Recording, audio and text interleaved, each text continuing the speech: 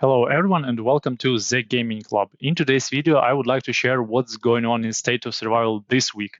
We have a new patch, actually two new patches, one released a few days ago, one today. We have Halloween event ongoing, and we have some major update from developers about upcoming state mergers/migrations. Let's get into it.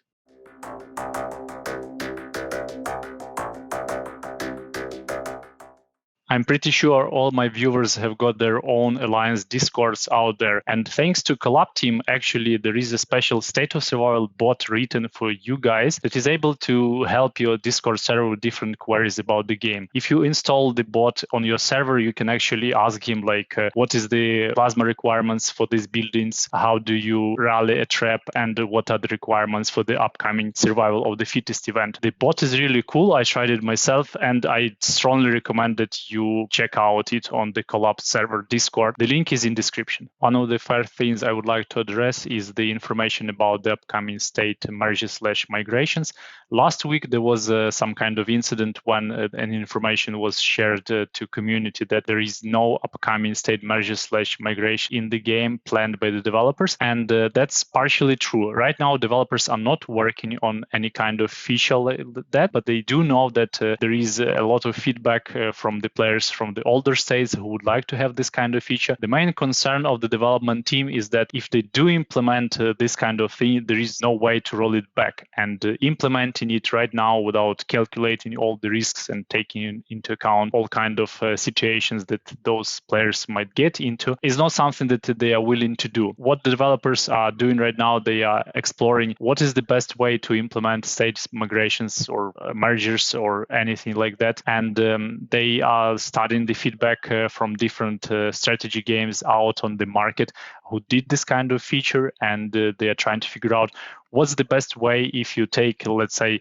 some powerful player from state one and then you move him to a state which is just started to develop. Is this player gonna destroy everyone else and bully smaller players and make them quit the game, or is he gonna migrate into some different state with totally different conditions? That's something developers need to think about, and I have highlighted for you some responses from the community manager that were posted to the official Discord server last week.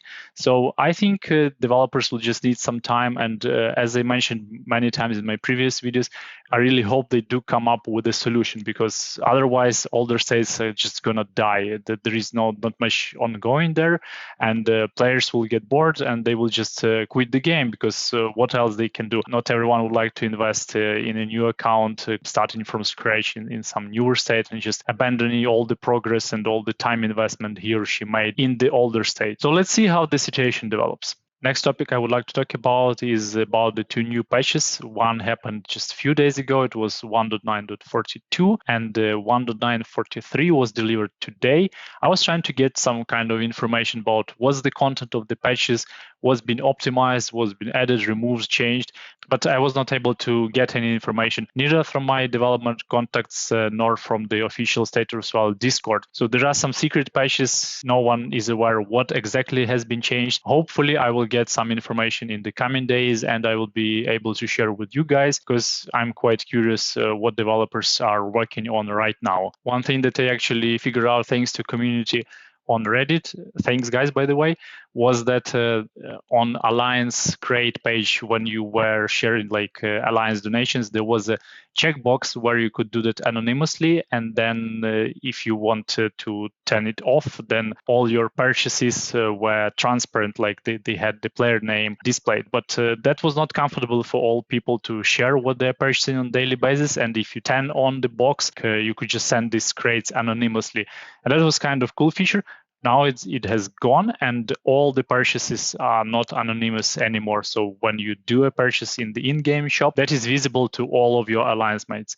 I'm not sure why developers removed this feature, and I'm not sure why they didn't even mention they're going to remove it, which is quite strange, because I don't think this feature had some kind of impact, or that's the top priority that the developer should be really working on. I don't know. If you notice there are some other changes about the game or the interface or the mechanics or anything like that, please do let me know in the comments. I'm pretty sure you guys will figure it out earlier than I will get the information from developers. Next thing I would like to talk about in today's video is the Halloween event. Even though I was quite sure it's going to start either Monday or Tuesday, developers had other opinion and they decided to start it on Sunday.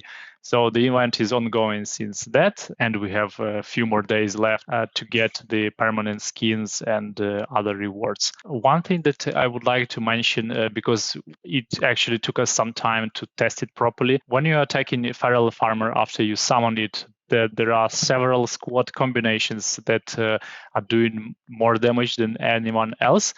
First of all, you need to have Mike. That's no doubt. He's one of the best hero for the Explorer Trail missions.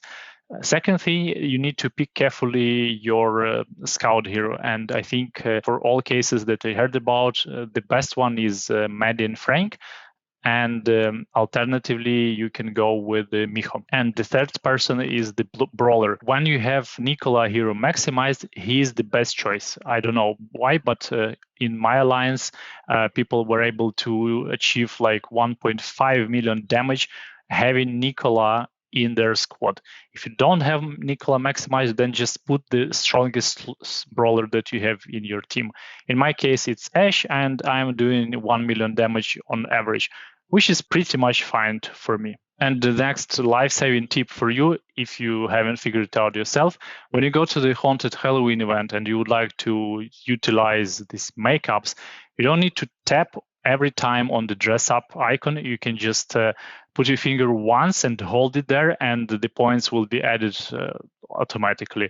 I didn't know about that, and I accidentally figured it out, or someone told me, I don't remember, but this is a big lifesaver, and I don't need to click a million times on my mouse because I'm playing State of Survival on my PC. And I actually just press and hold it until I get to level up. Now let's have a look at regular events happening in State of Survival this week. And to do that, I will start with my secondary account, which is the newer state, 313. The first event I would like to talk about is the Alliance Showdown one. It's just a very simple event where you just register. And if you're not sure how to do that, you just need to select a line and just send your troops. It's very easy. There is a guide on my website. Go check it out. The event is quite good because of the in-game shop where you can buy additional rewards for the coins that you earn in this event. Next one, Survival of the Fittest. I have this event covered on my website as well. There is a video guide available on my channel. If you haven't seen it, go check it out. All the information about the event is there. What I can mention today is that in our state, we have Zoe in the Survival of the Fittest event. And if you have same hero, that means that the next event, when Zoe is gone, will be having tier 5 heroes. And that's the most powerful heroes in game right now. So if you are free to play and you are saving resources to get those heroes, then just skip Zoe and wait for the next tier to be introduced. Otherwise, you can invest in Zoe. She's quite good, and she's especially good in Influencer Trap. Sometimes even better than tier 5 heroes. But we haven't tested that properly. In some tests that we've done in our alliance, she's doing more damage. In some tests, she's not doing that much. So I cannot make 100% clear statement here, but if you are planning to invest in the game, Zoe is one hero that you can invest in to use her in different PvE events, but she's not good for PvP. Next thing, Capital Clash event is going to start on the weekend. Fortress fight, I don't think anything new here. Then the Halloween event, as already mentioned, there are a few tips about that. And if you're not familiar with the event or you would like to have a guide about it, there are both a text and video guide on my website. I will leave the link in description. I have a very detailed one on my website describing all the event objectives, what kind of resources you will need so that you can plan accordingly. I strongly recommend that you go check it out. Next thing, race place. We have Ash on the wheel today, but I'm again going to skip her because once the tier 3 heroes are gone in the state, the tier 5 heroes will be introduced.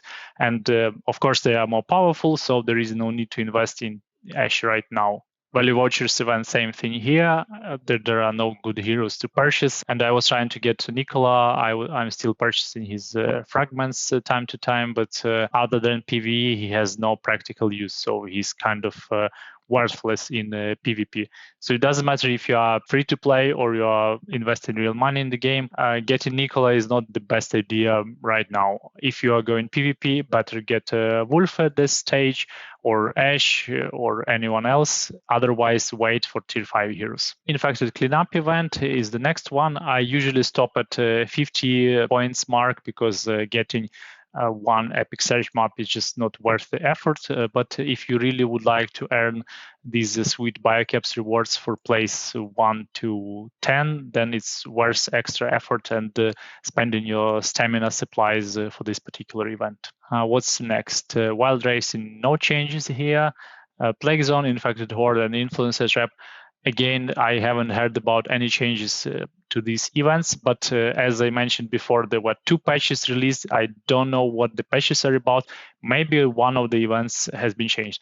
And if I would vote what kind of event to change, that's the Plague Zone, because recently there was some kind of patch where the difficulty of Plague Zone has grown significantly. With my 2-star plasma troops on the main account, I'm not able to kill infected on the Plague Zone, and I was quite surprised that they bumped up the difficulty so high. But rewards, nothing has changed actually. I mean, we're still getting useless Jane fragments, and once per day you get the zone crate where you can get 1 to 5 Medin fragments, which is totally not worth the effort. So if there is an upcoming patch in the future, I really hope developers are going to change this particular event.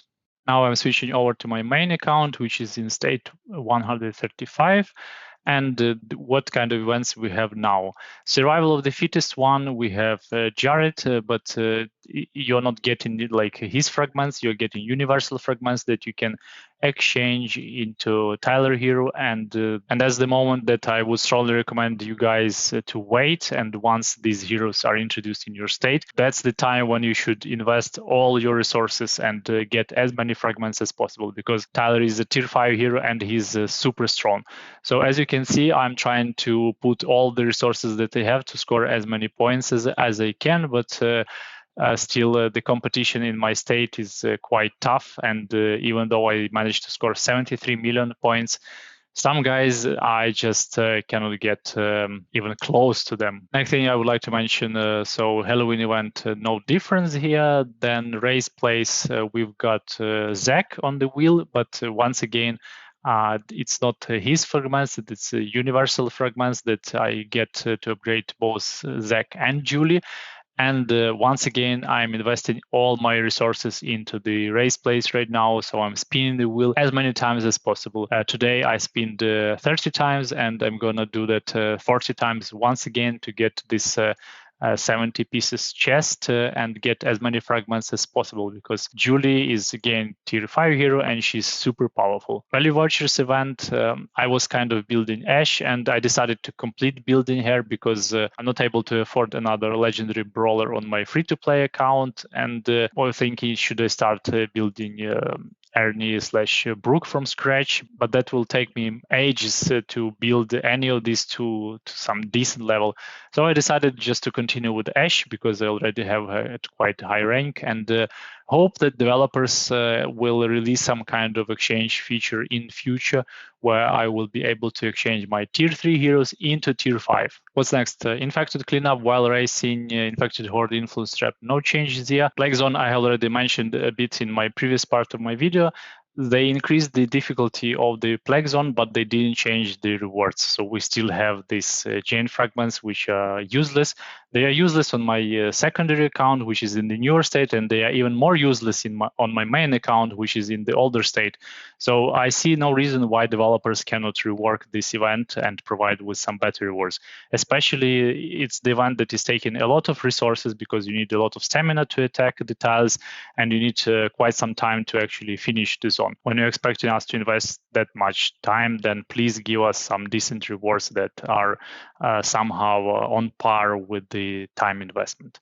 So hopefully developers will listen to this feedback and improve the rewards. At least I'm not even talking about the daily rewards. I'm talking about that weekly one when we do our best with all the alliance members to compete with the rest of alliances and score as many points in the plague zone event as possible. And then at the end, we're just getting some, well, how do I say it?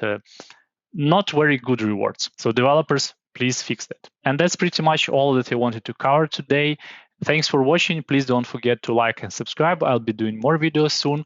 For those who are not familiar with my content, I have thegaming.club website where I'm writing a lot of guides and information about the game. All the links are in description. Go check it out. You can also support my content through Patreon. That's on the monthly basis, and there are some benefits on top of that. And of course, you can do one-time donations through PayPal or Stripe. Thanks for watching again, and I wish you a nice day.